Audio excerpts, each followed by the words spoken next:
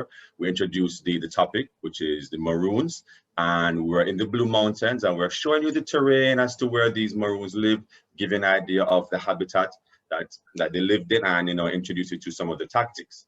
Now, for this video, we're going to be looking at the Suriname Maroons, and for today's topic, we have Cheryl White.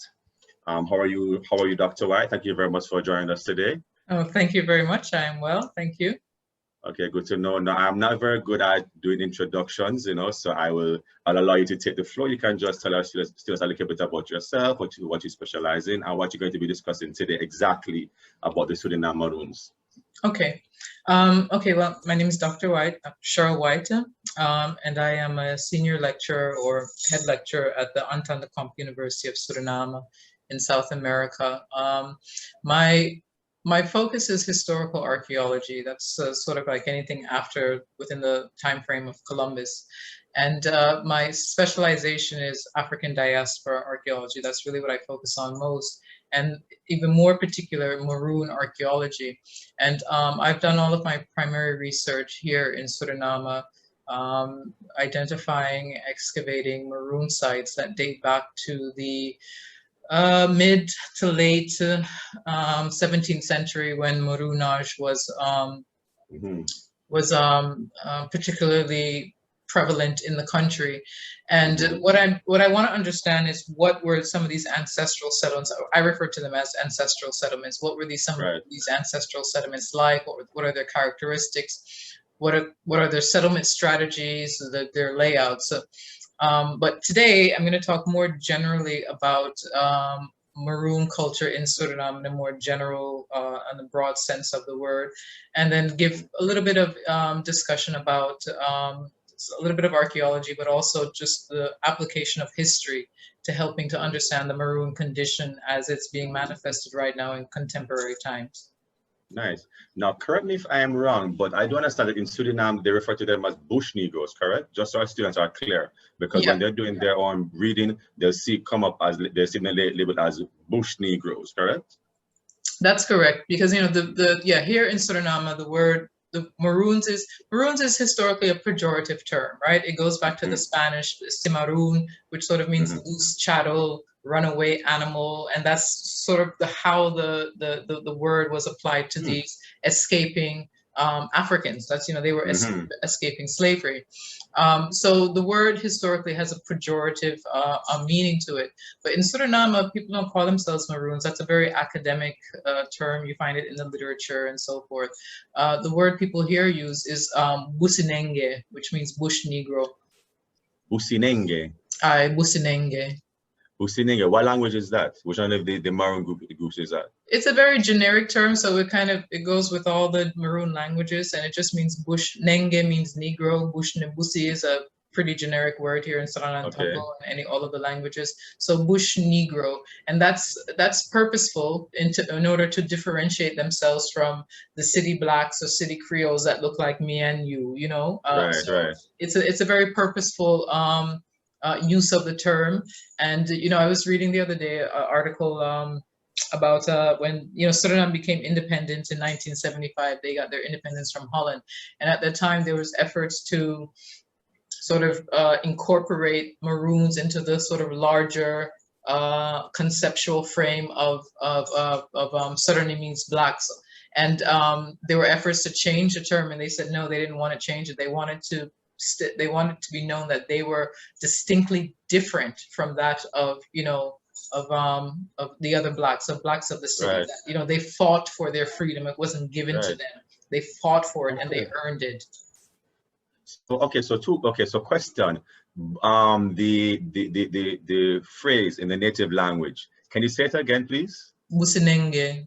Businenge. How do you spell it? For our Busi, Busine. Nenge, Nenge, Businenge. Businenge.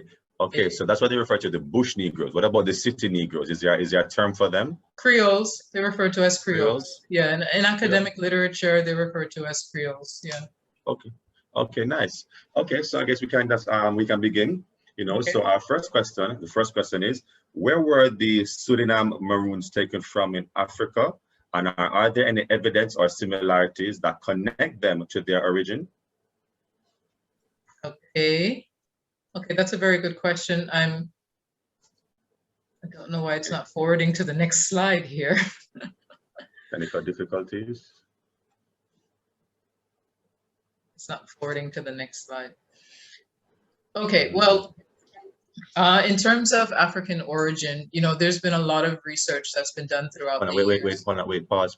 Let's just try to solve all of this. Okay, we can edit it. Don't worry about it. Okay. We can edit it. Should I stop? Should I stop recording? No man. Just leave it as is. Leave it as let's just have just one video as opposed to have several videos. Okay. You know, I'll do me. I'll do me. All right. So let's just try and figure this out now because we want to be able to move to the next slide. Yeah, and I'm just hitting my button here and it's not going. Typically I just like run through stuff, but okay. Let me see here. Record, chat. Stop. No. And I'm wondering how I'm going to send you this recording too, because it's going to be, I'm sure, a pretty large file. I'll have to send it, like put it in your do you have a Dropbox or something? I mean, I don't even know how I can do that. I really think it's better for, honestly, if you do the recording, because that way then you have that file on your computer. So I don't know how fair that enough. works. Yeah, we could do that. We could do that then. All right, so that way I know where the questions are per slide. Yeah, but I feel like it's a much easier conversation to be had if I'm referring to the slides, you know what I mean? That's how I kind of practiced it. Okay, all right, so then you would have an idea as to what you're going to be talking about per slide. So then, well, I think it just helps to facilitate the discussion. Then I can direct people to look at the slides, like, you know, the picture on the left, picture on, because I've made some changes since I sent it to you last, so it's a little different. Okay. All right. View options, request remote control. Let me see something here. Yeah, about your remote options, wide share content. Okay, select request and wait for shells approve. Okay, let me see something. I'm saying request here. I'm requesting to go to the next slide. What does he come up? Oh, Michael is requesting remote control of your screen. Yeah, approve. Okay, so you will then control the slides then as a host. Right. Let me see. That's kind of funky. I've never experienced that before. Okay, well, whatever. Yeah, right. I like your word, funky. Here we go. Okay. Okay, so. Okay. So in terms of the origin of Surinamese Maroons, can we go back to the previous slide? Oh, you can control it then. Huh? Hold on. Did you control? There it goes. Now it worked. Now it worked. Here we go. Brilliant. Okay. So in reference to the origins of Businenge, right? Let's use that term, Businenge, Bush Negroes of Suriname. You know, there's been a lot of literature that talks about where in Africa they come from. And, you know, that very much falls under this sort of Africanisms banner. You know, within the study of African diaspora research, you have a very there's a heavy focus on Africanisms, and that's basically trying to understand what elements of the African diaspora as expressed here in the Western Hemisphere, whether it's North America, Central America, the Caribbean, South America, is reflective of their African origin.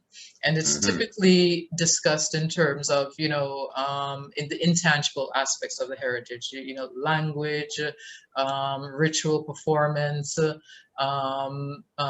social engagement, things of that nature. And that is widely documented. But more recently, there's been some recent scientific work that's been done specifically for Suriname, focused on food waste and rice cultivation and tracing rice species, Surinamese Maroon rice species back to their African origin. And there's also been some interesting work on DNA studies here in Suriname, comparing Maroon DNA with that of Brazilian Maroon, Colombian Maroon, and Jamaican Maroon DNA, and just to have an indication of where in Africa these folks are coming from. So I think more recently, you know, we're still under sort of that Africanisms banner, but I think there's more like scientific, irrefutable scientific information on it. Because we know a lot of these different groups are coming from so many different areas of Africa, you know, going to places like Elmina or Coramanti, and sort of being housed in these sort of hodgepodge settings where you have people of different ethnic origins mixed. And there's always this question of, well, what ethnic origin can you really attribute to any of these New World African diaspora groups? But in the work that's been done by Tindi van Andel, there on the right side of the screen, you see some grains of rice, images of rice grains. And what she's done, looking at rice that's being harvested here in Suriname, is she's been able to trace some of these rice to specific regions of the West African coast, what was referred to as the rice coast. So, you know, you had the Gold Coast, the Slave Coast, Rice Coast, or Windward Coast, and they're all basically concentrated in one particular area, which is, you know, from like Senegal, Mali, Ivory Coast, Guinea, Liberia, Sierra Leone, all of these countries where there was Mali, I'm sorry, I said Mali already, but where there was heavy rice production that was occurring. And what we know is that the Dutch would purchase rice and bring it, you know, put it on the ships for the enslaved to eat, and that's how much of the rice found its way to the New World, specifically Suriname. But then we also have work that's being done by this French team, Fortes and Lima et al., on Maroon DNA studies. And they've been able to specifically trace, you know, these links of Maroons here with the Chibeye people, the Chibeye linguistic family in West Africa. And that's kind of like the Ghana, Bight of Benin area. So in terms of where we're coming from specifically, that's where the Maroons from Suriname are coming from specifically. Brazilian Maroons from a different place. But it's interesting because in the French study by Fortes and Lima, what they talked about was the degree, the percentage of African genetic material in all of these different groups. And they found that Surinamese Maroon, like unlike any other group of Maroon in the New World, have 98% African genetic material. 98%. Really? Yeah. So 98. That of Colombian Maroons was far less, maybe 70%. I don't remember the number specifically, but far less. They had more of a mixture with indigenous people. Brazilian Maroons had more of a mixture with indigenous and European, as well as Jamaican Maroons had a greater mixture with indigenous and Europeans. But Surinamese Maroons, because within the first 100 years of colonization in Suriname, the vast majority, over 90% of those Africans were the Africans here that were enslaved were African born, right? The slaves had such the Dutch mortality rate. I'm sorry? Is it that the mortality rate was so high that's why they had to keep bringing in so many more? Precisely. The mortality rate was quite high because the Dutch were quite cruel, to say the least. Brutalistic, you know, right. in the way they handled slaves, because we only had about not even 300,000 slaves, roughly 300,000 slaves come into the country between the mid 1600s and the late 1700s. Brazil had millions of slaves. Like their numbers go up to over 4 million. But yes, the mortality rate here was so high because Maroonage was such a imposing phenomenon that they had to constantly replenish the slaves that they had, the enslaved that they had plantations. So in terms of the origin of these people, we can say that with some degree of confidence now, not just relating it back to sort of like different ethnic practices and intangible practices, but we can say with some degree of confidence that many of the Africans here are from the Bight of Benin, from that particular area, Ghana, Mali, Ivory Coast, Liberia, that region there, based on their foodways. The archival evidence is telling that, and the DNA evidence is also telling us that. I like that because then what that does for identity, you know, you can identify scientifically where you are from, because then, as you're saying, you know, you can look at the cultural retention, whether it be music, rice grain, dances, and you showed me some of those videos which were very interesting. We can discuss that later on. And they were very fascinating dances. But I like how you said that over 90% of the DNA is from Africa. For Suriname. Exactly, 98%. 98%. Yeah. 98%. And you know, A big part of that is because for inbreeding, because what they found was that, well, what was perplexing for the researchers was that, you know, here we are, Suriname Maroons are living, you know, in isolation in this dense tropical forest territory, like many Maroons in many different countries. That's the same for Jamaica, living in these, like, you know, you have your Nani town and your Okampong town living in sort of like these hilly, tropical, dense tropical forests. The same with Brazil. Even in Cuba, we see that in Cuba as well, the southeastern parts of Cuba, these dense, rugged areas. But here, even though they were surrounded by indigenous people, they weren't mixing. They weren't there. There was a lower degree of interbreeding. They were breeding among themselves. You know. I wanted to ask you about that, but when I read the article, right, and I'm very glad that you brought that up, because it was saying that there's a little bit of cohabitation or mixing with presently with indigenous people. Yeah. So I wanted to ask you about that. Why is that so? Well, we know that with indigenous people, you know, they themselves were sort of thrown in a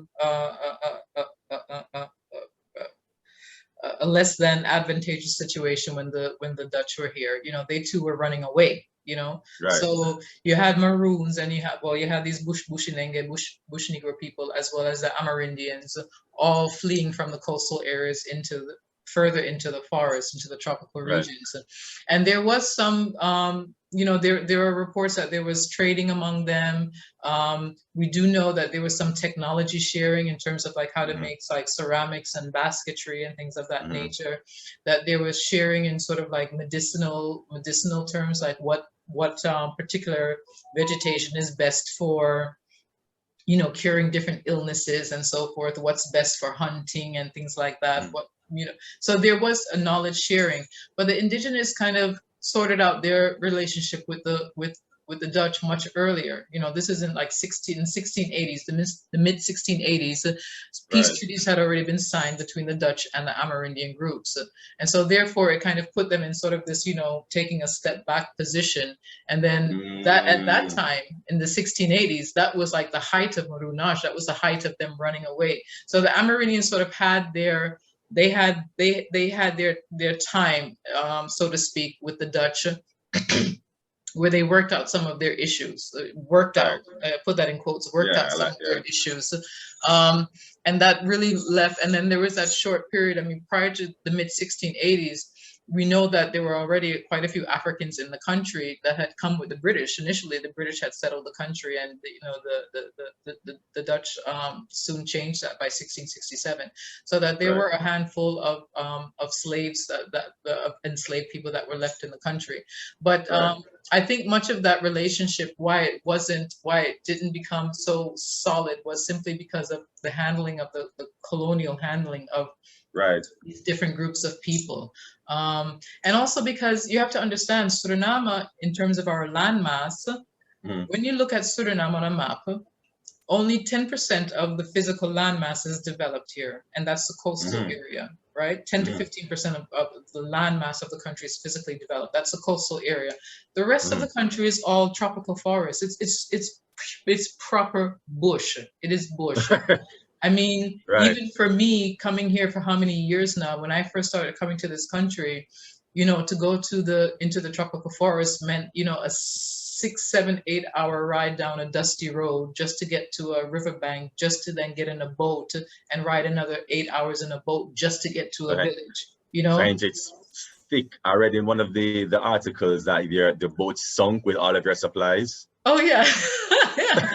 Boat sunk with supplies, and then the mosquitoes, and you know, if as long as the camp is near a river, you know, it makes living conditions bearable. Well, but what I liked about the article was that it spoke about how welcoming the Bush Negroes are, that they really helped you guys out a lot. Oh no, for sure. They're very supportive. They're very inviting, engaging. You know, I always tell people that going into the village is like going into someone's home. It's like an open house almost, you know? Right. It's like knocking on someone's door and then they're inviting you in, and people are very codependent on each other.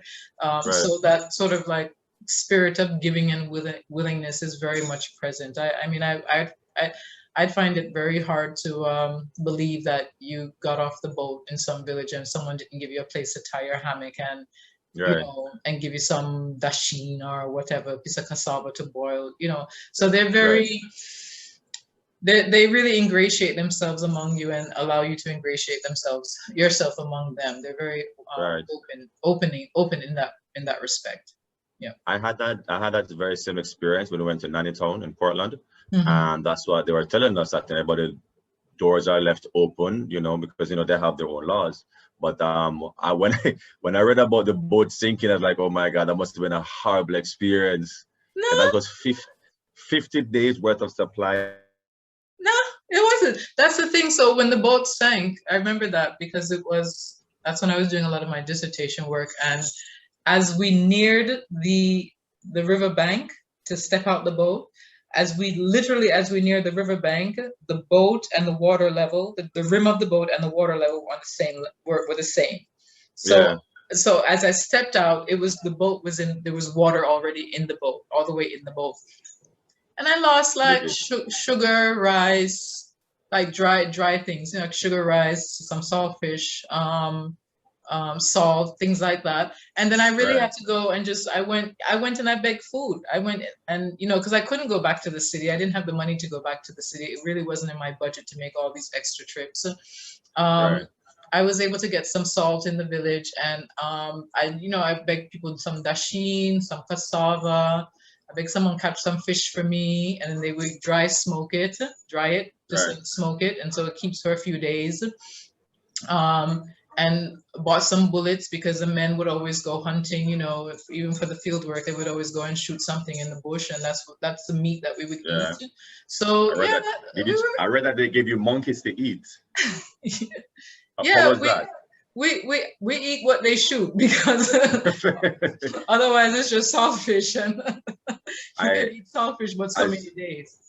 As I was reading the article and just knowing how thick the Amazon is, and I want us to reinforce this point for the students, the level of vegetation that exists, because you said it's only 10% of the island, of the country part, that is developed. It is 90% pristine rainforest. And what I read is that it has the largest swath of tropical rainforest, correct, in the world. Yeah, it does. Yeah. And the mere fact that you have to fly from point A to point B and then take a boat from point B to point C, you know, so then it should definitely create in the minds of the students how much the environment favored them.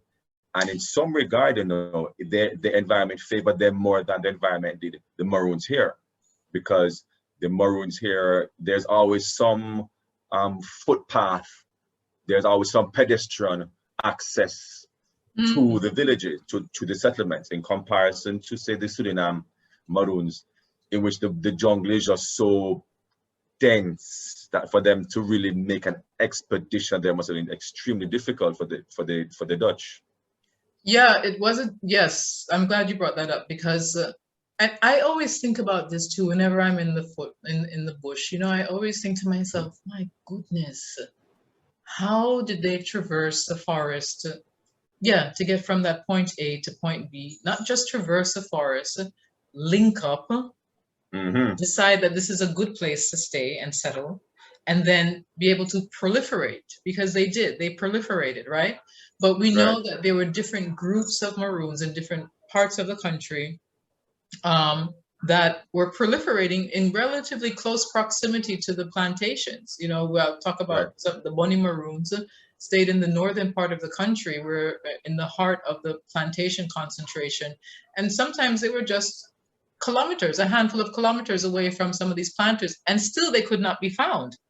And they had settlements with agricultural plots, house structures, all of these things, and they still could not be found. And they were in relative proximity to the planters. The other groups, right, like the Saramakans, the Mathawai, the Juka, they were much further inland. And when I say much further, I'm talking about at least a couple 100 kilometers, right, inland into the bush. And much of them traversing the forest was along the creek systems, because there are just a plethora of tributaries, you know, riverines, these little small creeks that shoot off of the main rivers. And even now, when we go through the bush, we typically go by way of the creeks. We follow some creek, and that helps us, you know, get from point A to point B. Right. But that's, yeah, much of that is how they traverse the forest. It's via the creek system and knowing which creek links up with which larger creek and which way it runs and how it links up with the river and so forth. But I often think to myself, why did they feel the need to run so far? Because the plantations didn't extend that far south into the country. I mean, some of the more robust planters were a little bit further inland, a little bit further south, away from Paramaribo, the central city. And what they did too was the African-born ones that were brought fresh into the country were immediately sent to the plantations that were further south, so that were in the more rugged areas, right? Mm-hmm. Whereas more like Creoles or, you know, enslaved born in within Suriname were kept into plantations that were nearer to Paramaribo, nearer to the city center. Why is that so? Because they just felt like they were more robust and could deal with the environment a little bit better. Right. Yeah, but they at that point, you know, no sooner did they arrive that they ran away. I mean, the environment, you know, I don't know what was in the thinking of the Dutch, why they thought it'd be smart to have themselves in such remote locations and think that mm-hmm. they could control their population so well. But, you know, when I say remote locations, I mean remote in relationship to Paramaribo, kind of like the municipal center where, you know, you have to go to report to the governors and so forth. But a lot of these plantations were quite far away. I mean, even now when I think about where they are, it's quite far from the city center. So, you know, it was advantageous for them to be just surrounded by pure bush, to run away. Right. And yeah, once they linked up, then it was even a lot easier than to escape further south into the country. Not that the Dutch didn't try. There were several expeditions launched to relocate and find them, and they did. In certain instances, they were able to penetrate some of the settlements and burn them to the ground. I read that they had bounties. There was a cash prize if they could find a village, a cash prize to burn down a village, cash prize if you found a village that they did not know about and burnt it down. Can you speak to some of the students about that? Some of the efforts by the Dutch? They at some point in time, you know, after the assistance from Amerindians ended in like the turn of the 17th century, what they did was they paid slaves so you could be manumitted. Basically, manumitted means like buy your freedom. You could earn your freedom, and they're called redimusu here, and historically they're referred to as redimusu because they had to wear this. Redimusu. Redimusu, yeah, redimusu. Okay. They had to wear this like red article of clothing to identify themselves, but they were inscripted into the Dutch military momentarily, just for the time that they had to be used. Basically, they were given a plot of land and some relative freedom if they could help locate, these are Africans as well, these are enslaved as well, if they could help locate some of the settlements. Yeah, and once they were located, yeah, they had to be burned. That was like the modus operandi with the Dutch military, that they would be burned once they were penetrated. The settlement would be burned, provision plots would be burned, and then whatever captives that they could get and return to the plantations would then be severely punished, like limbs are cut off, decapitation would occur, things of that nature, to make them examples for other enslaved people. Right. Well, I'm sure that definitely the Maroons, the Bush Negroes party, must have had some very exemplary leaders as to help carry them through these tough times. Yeah. Now, with that stated, what are some of the famous Bush leaders, and what were they remembered for? Okay, so some of the at the bottom on the slide there, you see 3 images. That's of Kojo, Mentor, and Present, and they're probably some of the more well-known rebelled against slavery, well-known characters within the history of the country. And you know what they did was, in the 1830s, they burned a good portion of the city, burned like 50 houses in Paramaribo. Wow. Yeah, they were also put to death, very swiftly put to death for that. So, well, of course. Yeah, but in terms of the significance of Maroons in terms of enabling the Maroons, right, the Bushinenge, the Bush Negro, to make their way from the plantations into the city, into the further into the tropical forest. We do have one formidable person named Bunny of the Aluko Maroons. And so Bunny was one of the Maroons that was born in the latter part of the 1700s, but who launched, he launched a fight against the Dutch that ended at a place called Fort Buku. And Buku in Maroon language, in their language, means it means like when something is spoiled, when something like when like flesh has rotted, when something is just spoiled, it's spoiled to the point of no recovery, right? Right, and that is Fort. Can you pronounce it again, please? Fort Buku, Buku. Fort Buku, and Buku means something that is on the verge of something which is spoiled, something which is rotten. Yeah, not on the verge, but complete, like Jonjo. You know what Jonjo and something. Jonjo. I'm sure the students will understand that. Yeah, when it's no good anymore. It's just no good. Like it's like a fight to the death to your flesh rots. So to the flesh rots. So we know we have places like that. And Bunny went and was eventually forced from that location in the northern part of the country into the southern part of Suriname, went to French Guiana, and kind of created this whole population of the Aluku Maroons. So he was sort of like the ancestor to this particular group of Maroons, the Aluku people. So Bunny is really one of the formidable historical figures in the country. Everybody knows about Bunny and Fort Buku, and there have been several expeditions to find Buku, and it's just one of these places that no one wants to go to, because they believe that Buku is it's considered like a place of death. No one wants to go to a place of death, Right, fair enough. Yeah, fair enough. Exactly, fair enough.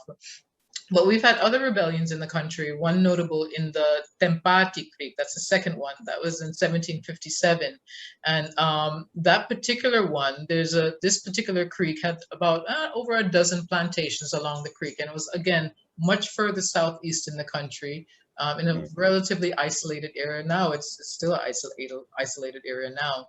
And what the slaves did was they burned every single plantation along that creek to the ground. They burned every one of them to the ground.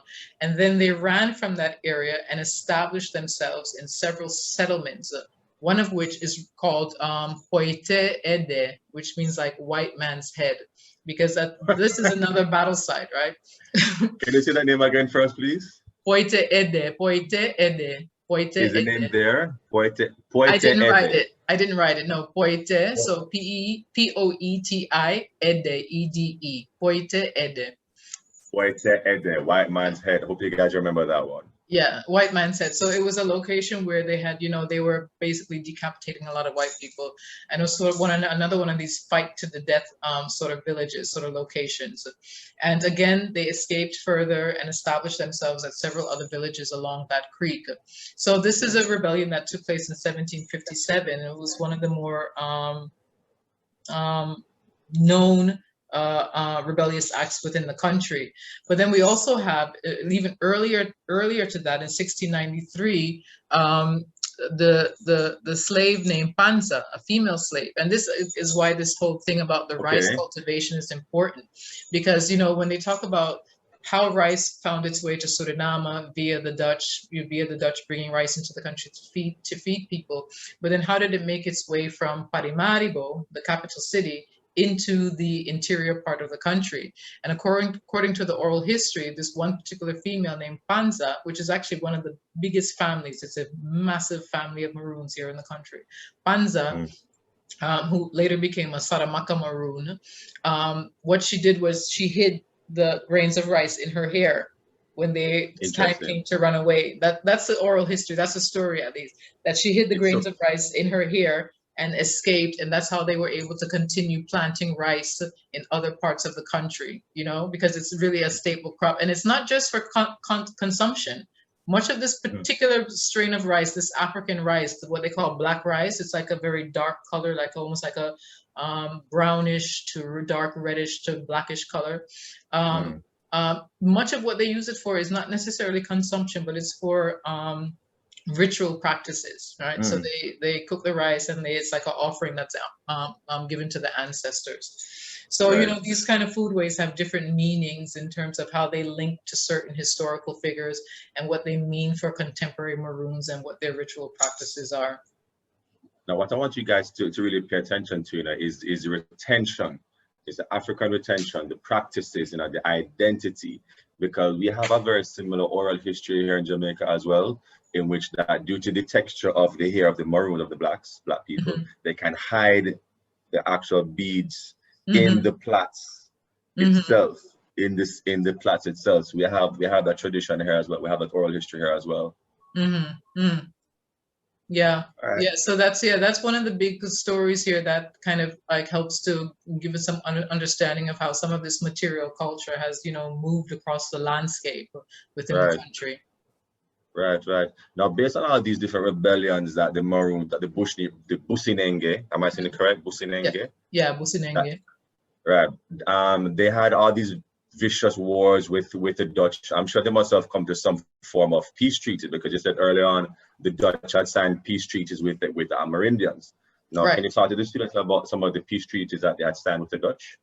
So the peace treaties that they signed with the Dutch happened in the 1760s. So remember now, this is over 100 years of straight guerrilla warfare between Businenge and the Dutch colonists. This is raiding plantations, defiling women in the plantations, stealing objects and goods from the plantations, burning plantations, and in the eyes of the colonists, in the eyes of the Dutch, being an overall nuisance and a waste, a drain of finances, because it does cost a lot to launch expeditions to go and find a lot of these runaways and bring them back to the city and so forth. So they did, at some point, they did, in the 1760s more specifically, they did, the colonial government made this attempt to sign these peace treaties, 1760, 1761, 62, and 1767. And that was first with the Juka Maroons, that's one group, then with the Saramakans, the other group, and then with the Matawai in 1767.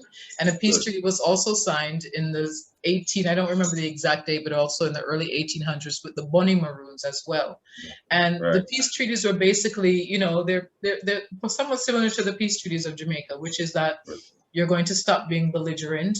You know, we're going to have some degree of peace and reconciliation. You'll no longer be belligerent or harass the colonists anymore. You're going to not travel alone. Here, they were not allowed to travel on their own. They had to be within a 10-hour journey from the nearest post, military post. So at some point in history, in the late 1700s, there was a 90-kilometer long military post that was set up. 90 long mile? 90 kilometers. 90 kilometers. Wow. So these are like various forts set. Yeah. So they're like various forts along the, it's like a great wall. Well, I mean, not physically, you know, more. Yeah, I know. Not like a wall, but they have like these forts in strategic locations. Exactly. They would have sent out troops on patrol to make sure. Right, exactly. So what I want you guys to really look to pay attention right there, that really goes to show how effective they were. It really goes to show how effective they were. Now, I'm sure after these peace treaties, right? After these peace treaties that the Dutch and the Businenge had signed, were there any other slave rebellions that the Businenge assisted in putting down? Just like how in Jamaica it is alleged that the Maroons aided in capturing some of Sam Sharp's rebels. You know, so is there any history such as that? Well, it was like, since the peace treaties took place in the 1760s, and by that point, you know, these groups like the Njuka, Saramaka, Matawai, they were formidable groups. So, but slavery didn't end here until 1863. So this is, so these peace treaties are occurring 100 years before slavery even ends in the country. But in the 1800s, the early 1800s, 1804 to be specific, the British invaded Suriname basically. And so there was about a 10-year period that Suriname was under British authority again. And during that time, the British put a stop to the slave trade. Though there were instances, clandestine, you know, ships that were brought in with slaves and so forth, but the British essentially put a stop to the trade at that time.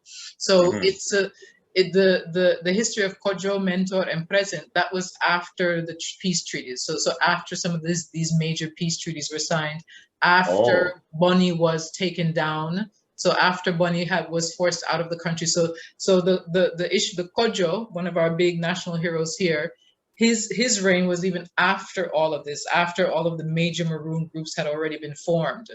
Oh, so okay, just to understand, right? Just so we're clear. We have three images here, and we have from left to right is present, Kojo, and mentor.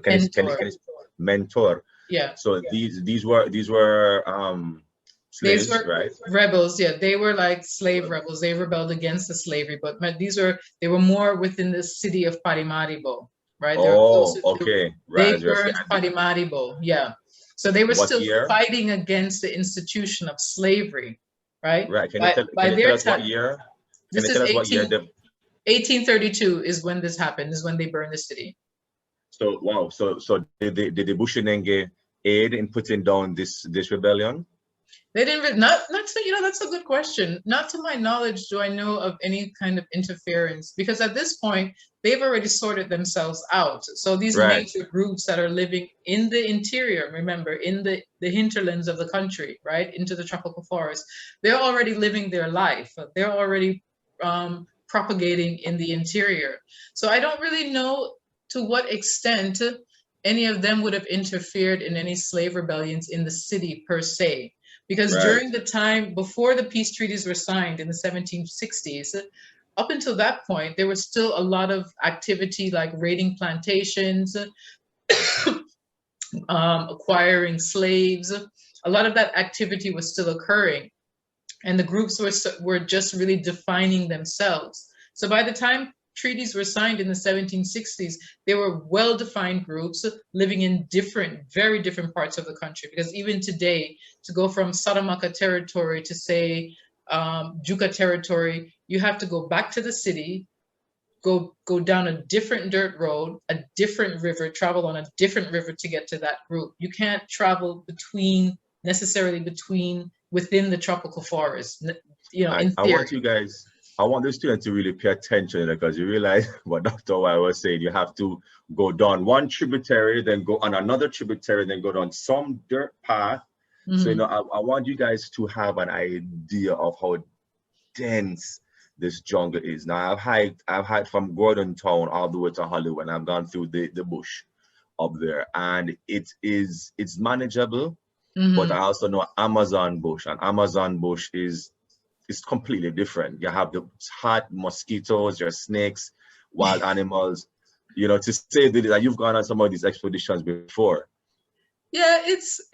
I would say I guess it's. You know, I always say that I think it's manageable. I guess maybe because now I'm a bit used to it. You know, I've kind of gone through my little tropical forest fevers and all of that sort of stuff, my little sicknesses and things. So my body doesn't react so extreme, but it's manageable in the sense that today people still do it. People still traverse the forest from on the outskirts of Paramaribo way into the interior of the country. People still do it. People still walk through the bush for various reasons. Hunters do it all the time. People who are chasing animals through the forest. So it's normal. Yeah, it's almost normal. And you know, you have tourists who fancy themselves kind of like, you know, in the adventure tourism sort of thing, who like to then traverse the bush as well, work their way to the forest. That being said, people still do get lost. I mean, Businenge people do get lost. I remember once we went to the site where we were excavating, and this is maybe 11, 12 kilometers from the riverside, from the village at the riverside. And when we start walking from early in the morning at first light, like 6:30 or something like that. And when we reach like 3, 4 o'clock in the afternoon, we found someone at our campsite, and this gentleman had been lost from the village for about 2 days. He lost his Oh, way in wow. the bush. So, I mean, with that being said, people still do get lost. I know all the hunters that we often work with, and we always try to work with hunters because they really do know how to traverse the forest. You know, they always say, yeah, I've been lost. Sometimes one time, one of them was lost for a month in the bush. One was lost for 2 weeks.